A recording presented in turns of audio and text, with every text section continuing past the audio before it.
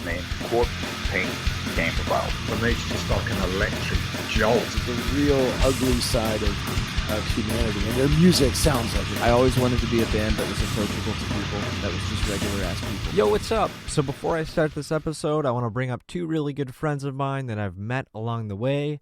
They've been the backbone and really the biggest supporters of this podcast since day one. Everything visually you see with this podcast has been done by Wither Designs and Benny Bones Art, and it could be your band next. Check them out on social media, get yourself something unique and original, and yeah, let's do this. New York City, I mean, like, I guess give me the rundown on that. I mean, some people that get into the film industry don't even go to school.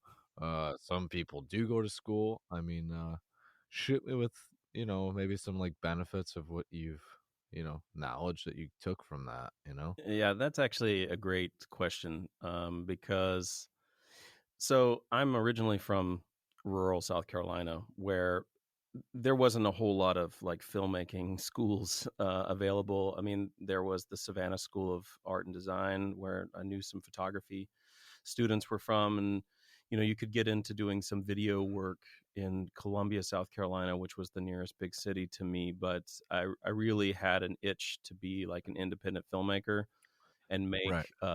indie films, and one of the things that kind of got me into film was a promise that I had made to my granddad about making a film about him, so making a documentary. And so Oh, wow. yeah. Okay. And that turned into my first film once I got out of school and stuff. But and so there was a choice between maybe like trying to go to LA or going to New York, and I had two schools in mind, and I ended up getting accepted to the School of Visual Arts in New York, and that was kind of my first choice because it felt like New York was more my speed, more my attitude, if you will, than maybe sunny California. And so that's Yeah. I ended up moving up to New York City from a cow town basically, and had a real Yeah. coming of age living there and going to film school. You asked, like, do people need to go to film school? And this is a great question, and one that I've thought about a lot since I did it, because sometimes I've felt like, why did I bother spending, like, taking out all these loans to go into a business, which, if you're a technician, which I was for many years in New York, working as a union grip on, shows like Law and Order and, Men in Black 3 and music videos and commercials, you can make a good living doing that. But if you're trying to be like an independent filmmaker, or especially a documentary filmmaker, there's not a lot of money in that business, a lot like the music business. And so you struggle a long time. And if you take out a lot of loans to go to an art school to study it, that can be a real thing, that can be a real roadblock for you. But on the other side, I did learn a lot about filmmaking, of course, from the teachers there, because the teachers at SVA, as we call it, are working professionals. That was, at least at the time that I went there, that was a requirement of the teachers, that they were actually workers. They worked in the industry and then taught on the side. So they weren't just like, I don't know, like failed filmmakers that like went into teaching in a way. I mean, that's kind of a bad cliche, but they were people that could really bring set experience and stuff like that. And some of my classes were actually on location on shoots. So that was a great experience. And then the network that you develop, in the school is, I think is the most important thing. But, a network you can always, of course, develop outside of a school. But I felt like that was the main thing that I got from going to film school was, of course, the education, but and the access to equipment to like try things and shoot things and fail and try again. But also like that network got me my first jobs out of school and like started the journey for me. Now, would you consider yourself more like a independent filmmaker now, or do you still kind of do like contract stuff with like companies? So both. I mean, I am definitely an independent filmmaker when it comes to like feature films. So Howl of the Underdogs was my second feature film, and that started off as kind of a job that the band was going to hire us for, But then it turned out it was going to be a bigger, longer movie. And then, I asked if we could like change the relationship, that it wasn't like a hired thing, but like something that we could also try to like raise money for, or, invest in ourselves to make it a bigger, longer film. We can talk about that later. But, and, Yeah. and I'm working on another film now, like my third film. And this is also produced by my company. So I have a 3-person company here in Munich, and we do commercial work, for clients, like documentaries, commercials, music videos. And these are things that, people come to us and, have a job that they want done, and they hire us and pay us, and we go to do it. And then we also all have like, passion projects or things that we want to produce, which don't necessarily have funding in place in the beginning. And then we invest in that as a company to start with. We look for sponsors, or we look for financiers or funding. So in that way, it's still this sort of traditional independent, route. Yeah, that actually kind of rings my ear in and of itself, because I feel like, until you kind of said to me, like, I mean, there's not really a lot of money in independent filmmaking. I was like, huh, because I mean, ever since I like got into it, I was like, the music industry, there's not a lot of money, but I would assume that film would have a decent amount of money. Like people, there's like demand for that. But wow, Uh, I mean, like just in general, I mean, that blows my mind. But let's put it this way: there is a lot of money in the industry, but yeah, it's not like shared equally among projects, right? You mean, there are certainly cases where films will get purchased by like Netflix or something, and those have big budgets, and Netflix requires films with big budgets to be oh Netflix yeah, isn't it like originals. $1 million?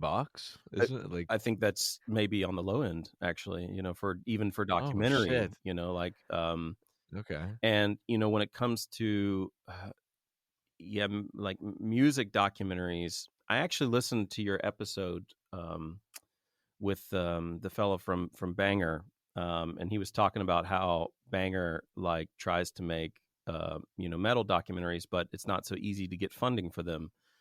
And yeah, I know this really well because before I made Howl of the Underdogs, for like 3 years, I tried to build a video magazine online for metal bands. Like, so we made short, high quality documentaries on a platform called Freaks TV, and that I tried to make a business. I tried to get sponsors. I tried to like turn it into a startup, and go into like startup incubators and get funding and get partners. And I started to get all these partners on board, but it was just like impossible to get financing to pay for high quality video. And yeah, without a doubt. yeah, and so on the side of like documentary filmmaking, the European system is a little bit different from the US system. But in Europe, if you're a documentary filmmaker, a lot of things depend on like where you're going to like show the film. And a lot of European documentary filmmakers try to sell to television here. So then they Oh, go okay. out into the markets, like the film festival markets where people sell films, and they try to Hmm. pitch their, documentary idea and try to sell it to a TV station. But then if you do manage to get a TV station deal, then you have to cut a movie that's like maybe 52 minutes long. It has to sort of fit into Oh their man. like their stylistic choices and all these things. And I can tell you, being an American filmmaker, and my partner, one of my 2 partners, is also an American from LA. We have a really hard time with the industry here, like sort of, trying to like fit into like what they want, for content. So Yeah.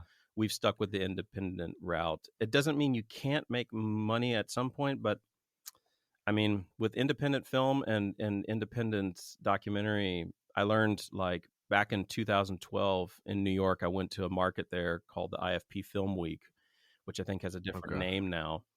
And we listened to this person giving a workshop on indie distribution and stuff like that. And what he said was, there's only one reason to go into independent filmmaking, and that's because you have to, that you have no other Yeah. choice, like that you have to Yeah. tell stories. I mean, that kind of makes a lot of sense, because I mean, Yeah, you gotta really think about the fact that first of all, you're getting into a genre that's pretty like, underground in and of itself. Like it's the fundamentals are DIY. Yep. And you know, independent, I guess, is like the only way because you're never gonna fit into a mold like television. Fucking hell, if I gave them my 3-hour documentary, they'd be like, we're not even gonna play the first hour. You know what I mean? Because like it's so long. Like, and I want it to be like that. You know what I mean? I guess the creative freedom. Well, I I guess. would actually say, if you had a 3-hour documentary and you would, Netflix doesn't do a lot of music documentaries unless they're about famous people, which I Yeah. think is actually a problem in general in trying to sell a music documentary, which I can talk about in a second. But with the 3-hour documentary, you might have a chance to do a series. Like you have 3 parts, Oh yeah. and I mean, like Banger has done that as well. Even pre streaming, with like VH1, where they had these, the Headbangers journey turned into like a longer series, which had multiple episodes and stuff like that. So I mean, I don't Uh-huh. think the length is so much the problem, but yeah, you would never get onto a 52-minute slot on TV in Europe, with Yeah, they'd be like, "Oh my god." But yeah, I wanted to bring up this documentary. I watched it yesterday. I got like an hour. I watched like 3/4 of it. I have to finish the rest tonight, but it's very it's very interesting. I mean, I didn't really know much about the band in and of itself. You know, I was like, okay, I don't know what this is about, but it took a lot of different turns, uh, just for the fact of like, there was the conflicts that came about, like, the roadblocks, there was, the story, there was a lot of like elements that made it like, you know, like catchy. Like, I feel like some documentaries are very like cut and dry. There's no like plot to them, Hmm, but, yeah, I know, I was very impressed. I was thank you. like, once I got the email, I was like, okay, it's just, it's probably just another like, project that they wanted to promote. And then I was like, holy fuck, this is really good. Like, so I'm kind of glad that you like reached out or whoever did. I don't know Yeah, I guess who, our publicist, but that's great. yeah, no, I was blown away. It was really well done, is what I'm trying to say. Thank you so much. Um, just maybe to the point that you made about the changes. I mean, that was one of the things that just happened, like we didn't set out that. This is kind of how it evolved, because initially, so I had a podcast before. I've had a few podcasts myself, and one of them was called Progcast, and Okay. me and my co-host Dario, we interviewed like progressive rock and metal bands on the show. And the very Right. first episode of that show, which ran about 3 years, was with the singer Agneta from Matter Mortem. And Yeah. she was telling us like, oh, it's our 20th anniversary next year, and yeah, we were actually thinking of doing a documentary, and we were going to raise some money on, with like a Kickstarter campaign for the next album, and maybe to make a small documentary, and we have this big concert that we're planning. And I was thinking in the back of my mind, oh, I make documentaries. I love this You're like, band for that's an 20 years. opportunity I right would there. love to do this, but I didn't want to like jump into it. But then, we got to talking afterwards, and she was like, hey, if you're into it, like, let's talk about it. And then so we made it a deal that I would come up to Norway for 10 days in February of 2019 it was, and just start filming with the band as they were going into the studio to record some sort of like bonus tracks for the re-release of their first album. And Uh-huh. like in those 10 days, within like, I don't know, a few hours to a few days, I was like, okay, there's a bigger story here than just the band and the history. Like there's a lot of personal stuff going on. And I mean, you see it play out in the film, but and then after that, I talked with Agneta and with the band, and I said, okay, here's what I would like to propose. I think, there's a lot more to the story, and being, coming from this sort of indie filmmaker, like looking for a story that's not just about music, but that could be a bit broader. I propose that we try to do something a little bit different, and that my company come on more as a co-producer, and make investment into it, and do it in a less like that they hire us to make a film. You know what I mean? Because then you have a little bit of a Yeah. problem. Like, it's, I don't know, journalistic integrity and all that stuff. It gets a little bit weird. So Yeah, well, I feel like without a doubt, now I think about it, if you were to invest into a film, I feel like the genuineness towards like the actual product itself or the project itself would be I don't know, I guess the relationship would be a bit different, you know. yeah, I feel like sometimes people when they get hired to do like filmmaking or anything to do with within the arts, you know, it's just a different relationship. Um, totally. And I but mean, if you look at like celebrity documentaries, which are the things that actually get funded nowadays, like the movie about Lady Gaga, the film about Amy Winehouse, the movie that Taylor Swift did, Justin Bieber has made films. These are typically either the artist or the artist's company or the artist's family, like wanting to have a film made about the artist. And yeah, when they finance it and then hire a director and work with a production company, it goes without saying that there of course is going to be some editorial control over how this person's life is presented. And I mean, you always have this difficulty in documentary where you try to tell an honest story and you try to be truthful, but also the subject's world is being shared, like their privacy is being shared to the world. So there's a you get into this sort of like quagmire of moral dilemma and ethics when you make films in general. But like, if the band pays for the documentary, then you have to hope that they will be brave. Like, I mean, from what I understand, for instance, Lady Gaga told the director, just make the movie, I'm not going to have any say over it, just go out and do it. It seems hard to believe that that would be the case, yeah, but he claims that the first time she saw the film was at the first screening, was at the first like premiere, which yeah. it seems impossible to imagine that kind of freedom, but maybe it was that way. I mean, and then again, she's in front of the camera, so whatever she delivers to the camera is also, she knows, is part of the film, so she can withhold things and share things. And that was something that came up, of course, in the making of Howl the Underdogs. Was Agneta, for instance, had to decide how much she wanted to share with me and with the audience. And these were conversations that we had, of course, as the film carried on. It was like, do you want to talk about the surgery? Do you want to talk about your mental health?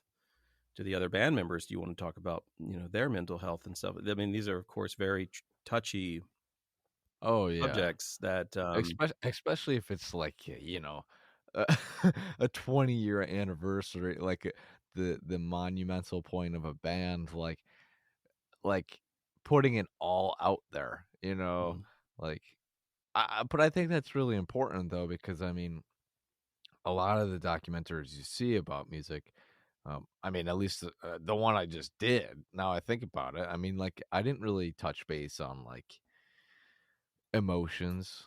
I mean, like I definitely there was points where like it was brought up, but I didn't set out to be like, hey, like how did you end up here?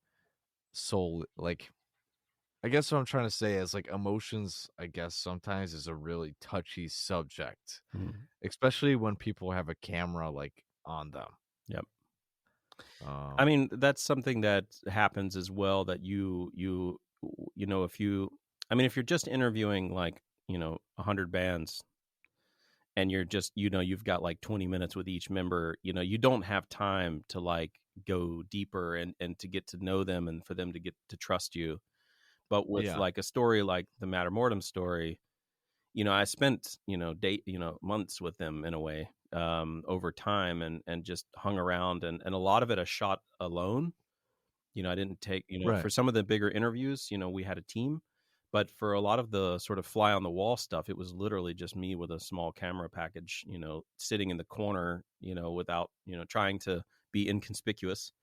And the trust slowly comes. It's not there right away, but you can build a trust with your subject. And yeah, I mean, it's a magical thing. And I think if you've experienced this too, being a documentary filmmaker yourself, that like, people are sharing their story with you, that's a powerful gift, that they give to you Oh yeah. to present to the world. And so yeah, that's what keeps me coming back to making documentaries.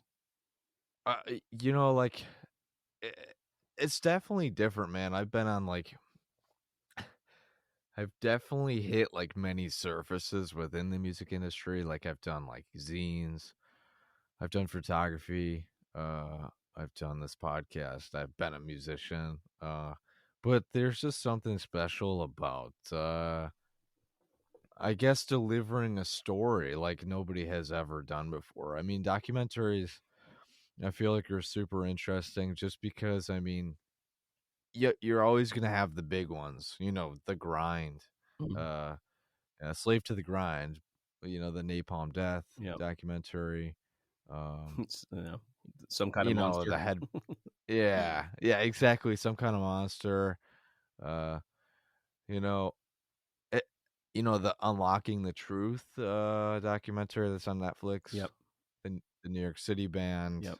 um, but I don't know. I think there's something special about hitting the somewhat underground bands. They're popular, but I say underground because they're not the ones that like set out to be like, hey, I want to film a documentary. You know what I mean? Yep. There's just so much. I don't know. There's so much more to those types of bands because like I I've been there. I mean, like I just know like how much it takes to be in a band like that.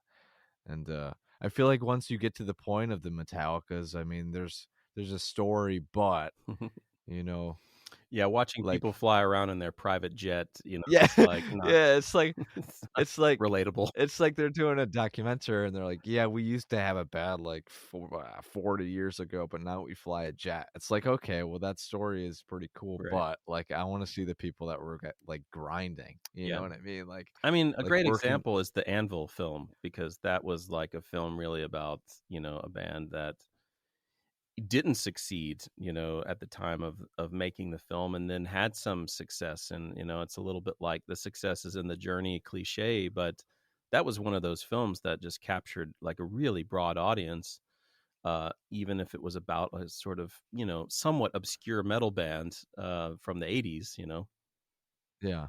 I haven't watched it. Oh my What's the God. title of it? It's Anvil. Anvil, the story of Anvil. It's really one of the best music documentaries I've seen in, yeah, ever.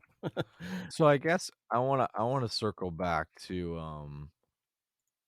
how did you even how did you even figure out that you wanted to get into independent filmmaking in in the metal industry? I mean Oh yeah. that's a pretty So pinpointed idea. yeah, that's a good question.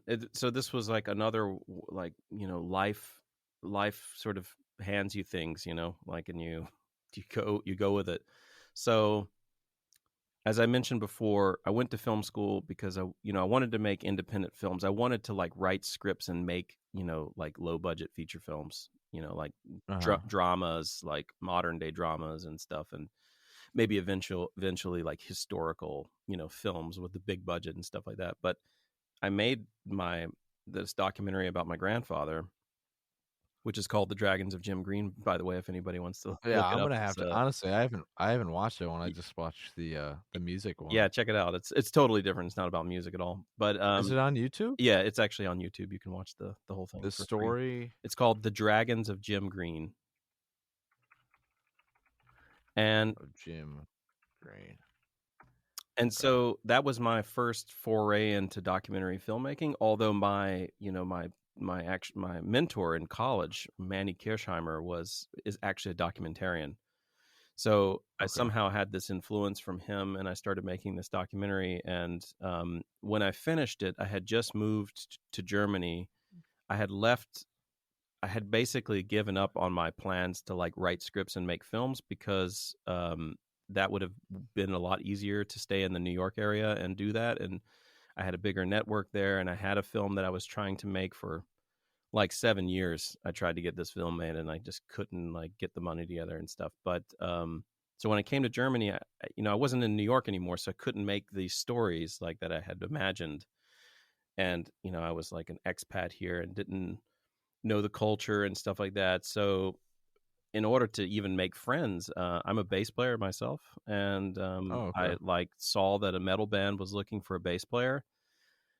And Right. so I went to an audition and I got into the band, and I discovered, within a few months that there was actually something of a metal scene in Munich, even like an extreme metal scene. And I started filming bands that were here for a YouTube channel called Munich Unsigned that I created just because I didn't have anything else to do, and I wanted to shoot and I wanted to like build something. So I just started, doing stuff with bands, and then that after 2 years, that led to doing Freaks TV, which was a channel on YouTube where I made documentaries with much bigger bands like Opeth, At the Gates, um, Dark Tranquility. I'm naming all the Swedish bands. Um, Oh yeah. but also like Dream Theater, Leprous, Between the Buried and Me, lots of prog You said bands you've as already well. done. Oh, you've already worked with them. Yes, I did. So if you on YouTube, you can find it under Freaks TV, which is FREQS TV. Um, it might also just be under FREQS now, like short for frequencies. And that was that platform I tried to build with like metal bands. And It looks like you did pretty good for. yeah, I mean, it did okay, but I couldn't make a living from it. I couldn't like turn it into a business. So after 3-4 years of really hustling to try to make, like I looked at Banger as an inspiration, to be honest. Like I tried to like get to that level, but we weren't going to do the same thing. We weren't going to do reviews and stuff like that. I really wanted to stick to this documentary format. Yeah. And yeah, it was just YouTube was maybe not the place for that because the algorithm doesn't like push forward like high quality documentary stuff. It pushes forward things that are like more YouTube like, by now it's like very well known, but and so, and then I tried to do a couple of feature films with bands, but yeah, I just couldn't, find the funding, or, the bands didn't have the funding. And then the Matter Mortem thing came along. So, I mean, that's kind of how it happened. I'm a musician and was working in documentary, and then kind of combined those two things, and really passionately tried to make, metal documentaries essentially. But yeah, it didn't pan out so financially, but I would love to, to do, another bigger documentary with a metal band, just as a matter of, when the project comes along. So, and I Yeah. wanted to mention that when you try to sell these films, like how the Underdogs, even trying to sell it to TV, I mean, we had a lot of interest. People liked the story, but unfortunately, when you make music documentaries in general, I mean, and we've even been told this, like if it's not about Tina Turner, or somebody of that level, there's just no money. Like nobody wants to Right. pay for it. So making anything underground, requires you, if you need to make money from it or you need to make money back, to cover the costs, and you really have to rely on that community. Right. A good example, I just went to a screening of a film about thrash metal, about the German history of thrash metal. So like the Oh no origins of shit. thrash. What's it called? It's called Thrash: The Teutonic Journey, or the Teutonic Story. And Okay. I think it's going to be released on streamers in the fall, but they were doing a tour through Germany and Austria and Switzerland, probably, showing the Okay. film at screenings. And they had a really massive Facebook community, and they did a Kickstarter, and they worked on it for like 4 or 5 years, and got the community to help pay for it through crowdfunding and stuff like that. And and that to me is seems like one of the ways to go about it, like to like really get the scene involved and get the fans to pay for it and stuff like that. But that was something I never really took to very well, like crowdfunding and stuff like that. So I just never Right. really wanted to do. I did this before, but it was, I don't know. That's Yeah. that's another topic. Well, I mean, like, it's just in general. I mean, the biggest thing that I've realized off of these two channels, okay, well, first of all, like, it just goes to show how much technology has evolved over time. Mm. Like, like the Dragons of Jim Green. It looks like it was released in 2019. Oh no, it's actually 2012. So we just put Okay, I was about to say because it looks like yeah, it's shot it's. like on mini DV I was about to say, okay, sorry. So it was released in 2012. yes. And then I'm just thinking like where we are now with technology. I mean, Yeah, it's crazy. 10 years later, I mean, the access to 4K video is huge. I mean, like I I'm thinking like my camera, I have a Sony A7 III, Mhm. That's a good and camera. I mean, that's kind of what I use. I don't I don't know where my next step is, but just to think like how capable we are to independent filmmaking is unbelievable. Yeah, Uh absolutely. I, like growing up, I always thought it was like you had to be like this huge cinematographer with like the red cameras and all that shit. But like you don't really have to do that nowadays. Like, do you agree? Yeah, I mean, I think yeah, the access to cheaper cameras is definitely there. And when I made the Dragons of Jim Green, we started filming it in like 2007, and then finished filming in 2010, maybe. And even in the course of making that, we went from shooting on mini DV to getting a Canon 5D. So Okay. you can see like the difference in quality within the film. Um, Yeah. and actually, Howl the Underdogs is shot on multiple cameras as well, of varying quality, but most of them are high quality, at least HD. But by now, the movie I'm shooting now, we're shooting entirely in 4K on the Blackmagic Pocket Cinema cameras, the 4K cameras. Oh, okay. And that's just like 2 years later, in a way. So I think it's, yeah, I mean, access to high quality cameras is within reach. I think the thing that you have to always have though is a good story, and Oh yeah. I I think if feel you like combine those, that yeah, trumps everything. totally. Um without a doubt. I mean, I think that nowadays the access to doing basically anything is there as long as you're capable, you know? Yeah. Um it's like I've seen great like photographers that have great equipment, but if you look at the picture, you're like, what the fuck happened?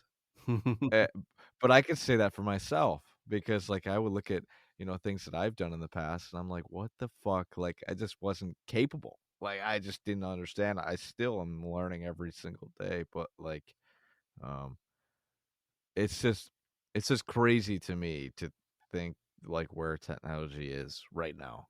I mean, shit, I'm talking to you right now over the internet and Yeah. you're how many miles away? 3,000 at least from New York to Munich. Exactly. I mean, uh, I And just a point to like the industry, like you also hear that in the last year or so, like the sales agents here in Germany have told us, okay, if you're shooting anything new, it has to be shot in 4K.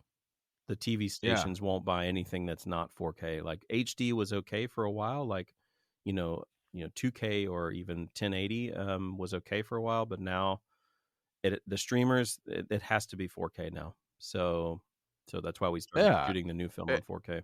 and I wanted to bring up something to you, which is it's just always been funny to me. Have you ever realized like when bigger bands release their music videos and they like share it on somebody else's platform, it always gets released in 1080? Oh, Like, hmm. uh, I mean, like, for example, like if you were to like share, I'm in a band, right? And I Mhm. want to send it off to like you know, like a record label. They usually release it and it gets downgraded to 1080. Where are you watching it, on YouTube or? Just on YouTube. Like, what I guess what I'm trying to say is um, like file transfer is huge. Yeah. Because like that's one thing that I've realized. Like some people, they're in bands, but when they go to release it and you send them the files, it gets like you just got to be uh very fluent to people that maybe aren't very technical. Well, I think Uh, that's the thing, is that maybe like the bandwidth isn't good in some parts of, where their audience might be. So like, having to stream a 4K video, it could be like a roadblock, right? And yeah, I mean, technically, you can upload a 4K video to YouTube, and YouTube will create all the versions that are necessary for whoever watches it. So there'll be an HD, 1080. There'll be a 720. There'll be a 4, whatever the lower numbers are, yeah, 240, so that you can watch it on your phone, like in a subway with like bad service. Like it will adjust to that size. So yeah, but what's funny? We actually shoot quite a lot of commercial content for people. We shoot in 4K, but then they release it in 1080. And then yeah. having, That's what I mean. yeah, I mean, we actually, funny enough, we did a series on Freaks. The last thing that we did was like a branded series with Zoom, where we had bands get in our car and sing one of their songs a cappella. And we had like Avatar from Sweden. We had Coheed and Cambria, Haken, yeah, different, like totally different bands. And we kind of like touted this 4K camera that Zoom had made that we were using, but then we released it in 1080, and people on the comments would ask, maybe you were one of those people, No, like, I wasn't. why is this not in 4K? And yeah, I mean, there are some benefits actually to, if you release in 1080 and you shoot in 4K, that you can resize the frame. Okay. And in the future, you'll shoot in 6K or 12K and then resize it for 4K. Like, let's say you shoot a wide shot in 4K and that they're going to release it in 1080, then you have twice as much, space on the screen. You can like zoom in like, 50%, and it won't lose resolution when you watch it at the end. You know what I mean? Right. So this is actually maybe one of the benefits to releasing in 1080 but shooting in 4K, because you still get all the resolution. It's Mhm. just, the camera has the resolution. It's just when you watch it, you're seeing a smaller frame. That doesn't look as good on a big, HD, on a 4K television, for instance. But yeah, yeah, that's a complicated post production issue, but there are different sides. Um. Okay. So, I guess my next question to you is, so you said that you have a Black Magic 4K. I want to look this up.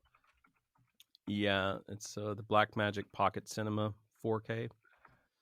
They Pocket have a Cinema. 6K now. I mean, the 4K might even be like the old version now, because they have a 6. Oh, okay. Yeah, I've seen like these types of cinema cameras. Yeah, they're around. They're very popular, I would say, and they also own um, this editing and color software called Resolve, which so people use Blackmagic with Resolve. Resolve is great for like color correction and stuff like that. And yeah, Okay. it's a very commonly used camera. And then they make higher levels. I'm trying to think of the next step up from the Pocket Cinema. Um, you'll see it on the website. But yeah, so I mean, it just kind of depends on what you need it for and what your budget is. But those are very affordable, and they look great, and you get Yeah, 4K. no, And without a doubt. I mean, I've I think one of the hardest parts about, I mean, we were talking about schooling and all that. I think as an independent filmmaker, I guess, like aspiring independent filmmaker myself, I think the hardest part about it was knowing what the fuck to buy in the beginning. Yeah. Like, I mean, obviously, if you went to school, you were given the tools, like, hey, try all these types of cameras. Whereas, like, people just trying to mess around, like, they just go on Google. They're like, oh, what is a good camera to Yeah. use? You know what I mean? I mean, that's where YouTube didn't exist when I finished film school, actually. But Oh, okay. that's what you would have now. You could use YouTube to, like, what's the best camera to shoot a documentary, and then there's thousands of videos out there of like pro camera people like showing the tools and stuff. So there's actually, I mean, I think nowadays you have more options now than you had when I came out of film school, but you have more access to the information as well. So maybe it takes a little bit of work. I mean, when I started filming my my first documentary, I just relied on what equipment the cameraman had. That was it. Whatever he Yeah, owned at that time was the camera we shot, and then he bought a better camera and we started shooting with that. So without a doubt. yeah. Um, what do you think is the hardest part about filming a documentary? I mean, like, Hmm. I mean, for me, I mean, I'll just state that, like, I kind of, when I got into it, I felt like I definitely had to take multiple breaks. Like, it was to the point where, like, in editing stage, where I'm like, holy fuck, this is a lot. Like, I need to just step away and come back to it. And I did that for like 2 months. Like, I was like, I just can't, I cannot work on this project for like 2 months at least. Um, do you Um, feel like it's the same thing with writer's block, or just give me some problems that come up as a documentary filmmaker? Actually, for me, the problem isn't so much the work; it's the expectations. It's Okay, it's yeah, you know it's trying to make a film that you hope that people will see and people will love, and you put a lot of heart and blood, sweat, and tears into a project, and you want you want it to get out there. You like take a step in your career, like move on to bigger and better things, and the industry is so flush with content.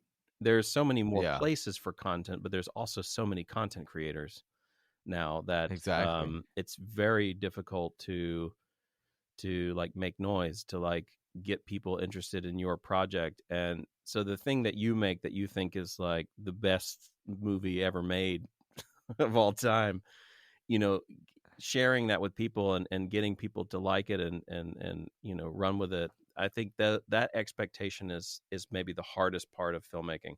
Or you're trying to make a project and you're trying to get other industry people interested, maybe to come on as a co-producer or to give you funding, and you like can't like get anybody interested into the project, even if you think it's a great idea, and even if they think it's a great idea.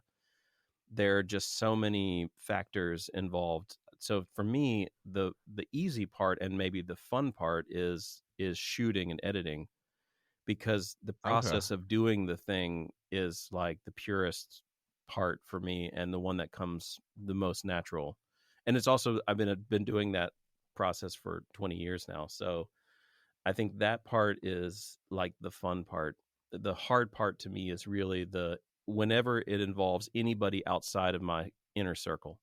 right. So I guess what you're trying to say is more like the business aspect, and then maybe like you know like getting it out there to people.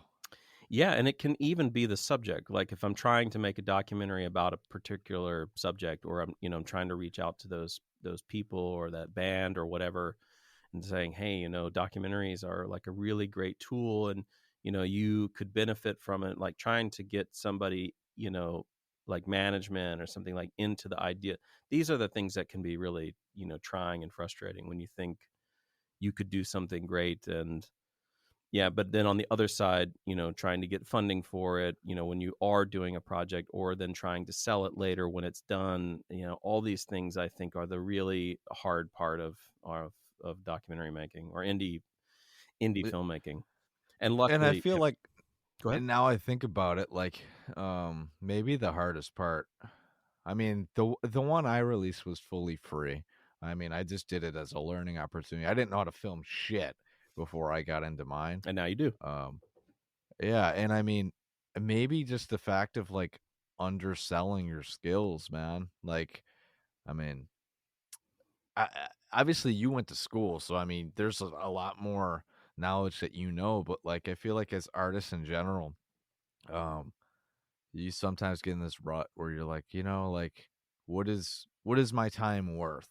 Do you ever feel like that? Of course. And I mean, I think the parallel to the music business is the same. Nobody values the content, whether it's music or film. Like, I pay, $10 a month to hear your music on Spotify or to watch your film on Netflix. That's what it costs. That's what it's worth to me, and that's Yeah, it. yeah, yeah. And I think that, therefore makes this whole, process, because filmmaking is incredibly expensive, and living a musician's life is not cheap either, Oh if you're yeah. trying to make a living from it. So I think that's the hard part, is like people don't value, music or film in the way that, would make it possible for everyone to make a living from it.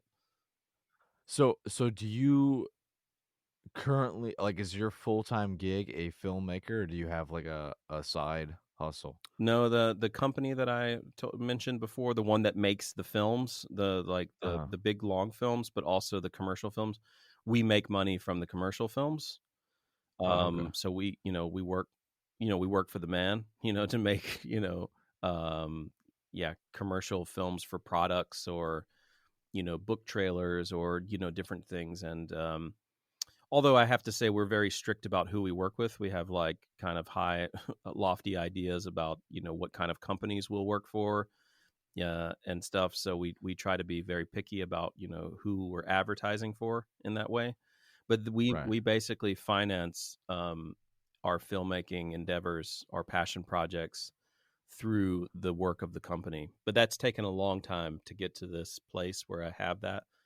I mean, Yeah. before I joined forces with these other two filmmakers, I was totally on my own, except for having partners here and there for different projects like Freaks TV, and having support. But we eventually like kind of said, okay, we're hitting a wall here. We want to make our passion projects, but we got to earn money too.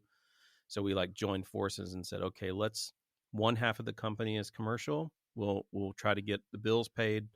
We have our own, office space with a studio, for music studio and photo and video studio. And we'll do commercial projects, and then we'll invest money and time into the non-commercial projects, so that maybe eventually, we're making long films, or, bigger films as our primary. But for now, doing commercial work is what we have to do to pay the bills. So Right. Well, I guess yeah, I got to go to work, but yeah. um I guess this kind of concludes my last thing is like why should people watch Howl of the Underdogs? I mean, obviously I already told them that it's a great film. I didn't know anything about Matter Mortem Mm, before the film, but now I feel like I actually listened to their music like yesterday, like for like 45 minutes. I was like, this is actually a really good fucking band. yeah. Like, I mean, I guess pitch the movie right now to like the listeners as to like why they should check it out. If you like emotional, dark, metal music that isn't, that has like dips and, like peaks and valleys, and really has the emotion on the sleeve, which is what Matter Mortem's music is, the film is a perfect complement to that, because the film is totally on brand, with the band. That, not only does it talk about the history of the band, but it takes you through this emotional journey of how they actually make this music, where the dark music comes from, like the really personal places it comes from. And not only do you dwell in the dark places, but you follow the band as they sort of triumph over these dark things to reach, what they imagine is success as a band in the music industry today, where the music industry is a very difficult place to, to make a career in. They find peace in that with their success. So I think it's worth watching in that regard to see an underground band achieve the success that they have, given the roadblocks that they've met. Yeah, no, without a doubt. The last compliment I wanted to give you, I think the coolest part about the documentary that I really, really liked was the fact that you included uh like really old videos of them. Like Mm, it seemed like they were carrying around like a camera just walking around, you know what I mean? Just like yeah. before they got you involved. Like they must have archived old footage. And I thought that was so freaking cool, man. Uh like it was just full circle. Like the whole film itself was like, you know, you weren't just getting the present, you know what I mean?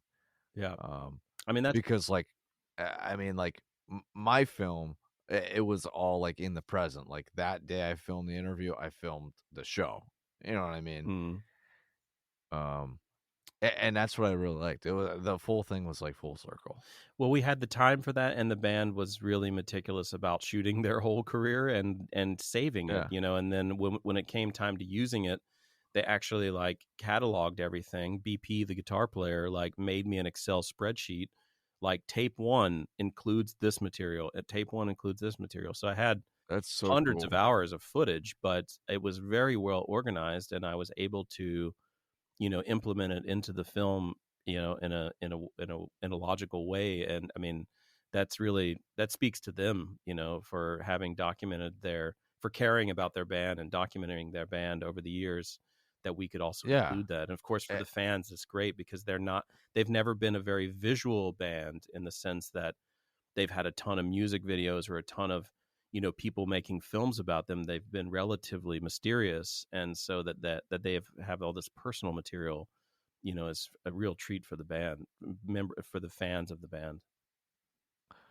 I think that yeah, I mean that really goes to show you like a lot about that band. I mean, there's so many bands that I know. Like, uh, I just know for a fact, like, there's this messy file folders, like shit everywhere. Like, dude, I just know that this is true because I used to host shows, and I'd be like, "Hey, man, like, can I get a transparent version of your logo?" Yeah, And classic. they're like, That's a classic. Eh, yeah, and they're like, "Hey, let me talk to Fred. Yeah. Fred's got the file." And then they get No, to Fred. They're like, "Actually, no, Jim's got the file." it's And just a like JPEG.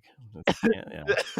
yeah, and then you get it, and it's like this death metal logo that's you can't even use it transparent because it's got white in the back. Yeah, I know. Uh, I know that this very well. I mean, that it just goes to show you, man. I think you picked a good band to do a Yeah, documentary I on, agree with and that. They have so much heart and they care so much about their music is sacred to them and to their fans. And I think it shows in the respect that I tried to respect that in the film. I tried to respect what they have like created and what, the respect that they hold their art in. I tried to do the same.